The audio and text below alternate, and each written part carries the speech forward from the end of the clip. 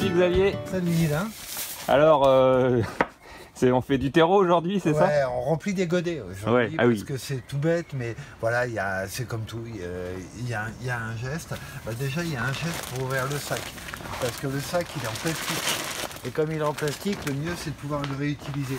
Alors, tu vois, on les ouvre proprement, on appuie sur la table, et on les gorge, en fait. C'est-à-dire que tu l'ouvres d'une oreille, hop, tu fais bien le tour, tu passes par la carotide, normale, et tac, et tu ressors à l'autre oreille, comme ça. Voilà. Et là, il se vide tout seul, et puis après, tu peux le refermer, et puis après, tu peux le réemployer en plus. On fera une spéciale terreau, parce que c'est quand même assez tragique ce qui se passe à propos des terreaux. Voilà, employons-en le moins possible, voilà, on peut dire ça. Avec la tourbe et tout ça, hein? Ouais, c'est pas très cool. Et on cherche des solutions alternatives et les lasagnes seraient pas mal pour ça.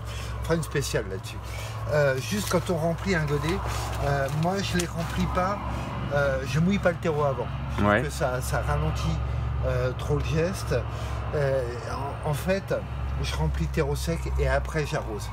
Alors pour remplir, là on n'en a pas beaucoup à faire, c'est que pour les boutures de patates douces, mais faut bien se figurer que parfois on en a 5000 à faire quand on fait du plan tomate, etc. Donc il faut que ça aille vite, non pas pour être champion du monde, mais de vitesse de remplissage de godets de terreau, mais pour avoir l'impression d'être efficace, parce que c'est pas une opération très agréable en fait. Là encore elle est simplifiée, on est derrière la table à rempoter. La table à rempoter, à chaque fois je reparlerai, c'est tout simple, c'est juste une planche avec surtout un retour. Ce qui fait qu'on peut béner le terreau dessus sans qu'il tombe partout. Après, pensons à nos reins. Donc au niveau de la hauteur de table, on prend à hauteur de notre taille. Moi je sais que il faut que les tables soient à peu près à 95 de hauteur pour pouvoir être le dos droit. Alors après, pour être plus efficace, c'est mieux d'être en série. Donc moi je prends les godets comme un jeu de cartes et je distribue comme ça quelques-uns d'avance. Les godets c'est pareil, hein, c'est pas une super matière. C'est bien pour ça qu'on va faire une spéciale motte, faire ces mottes. Néanmoins ceux-là ils sont assez particuliers. Ils sont en plastique mais réemployables. T'as vu, je viens de les écrabouiller. Donc ceux-là, ça fait des années que je les ai en fait, tout simplement. Donc remplir un godet, ça se fait en 2 gestes, pas plus. Premier geste, on ramène le terreau au fond. Deuxième geste, on finit le complément de remplissage et on finit légèrement embombé au-dessus, ce qui va permettre, quand on va arroser, tremper, que le terreau va redescendre un peu et va arriver en rive du godet. C'est important qu'il soit en rive du godet. Si on est en dessous, rempli qu'à moitié par exemple, on va provoquer un étiolement, c'est-à-dire qu'il va y avoir une ombre portée. Il va y avoir un manque de lumière et l'étiolement va porter pile sur une partie très fragile de la plante, qui est la jonction, le collet, la jonction entre la partie souterraine et la partie aérienne. Donc 2 gestes. Attends, oui. J'arrive. Attention, ça va très vite. Ouais. 2. Hop, on le refait après. Donc là, et là, légèrement embombé. Donc que ce soit bien au-dessus de la ligne. Attention.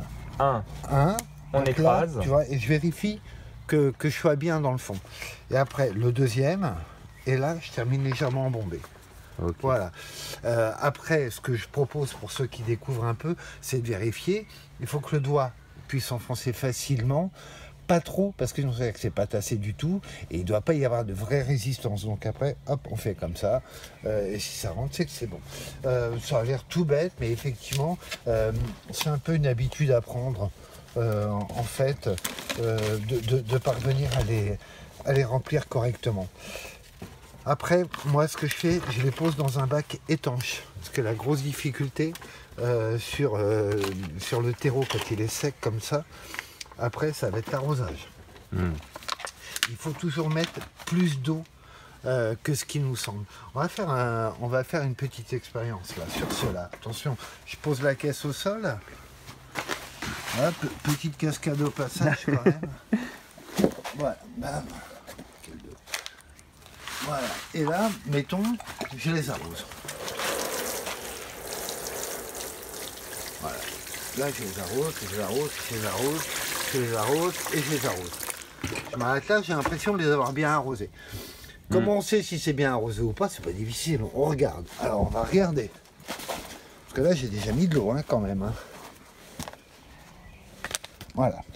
Donc j'ai arrosé, je sais pas si on voit bien à l'image, j'ai arrosé sur 1 centimètre en fait. Tout ça c'est sec. Ouais. Donc c'est pour ça que je me mets dans un bac étanche. Parce que ça me permet, quand je vais passer l'arrosoir dessus, que l'eau soit en fait bloquée dans le fond et après, par capillarité, ça remonte dedans.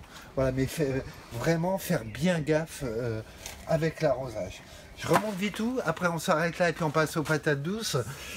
Donc deux mouvements, 1, 2. Si possible, les godets sont prêts à l'avance.